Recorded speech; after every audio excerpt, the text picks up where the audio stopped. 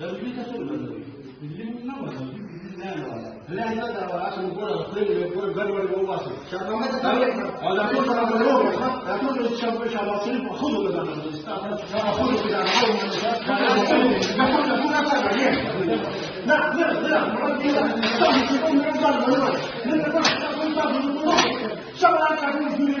يقولوا يا شباب لا ده ولا مثل ولا فوق ولا بول لما تقول خايفين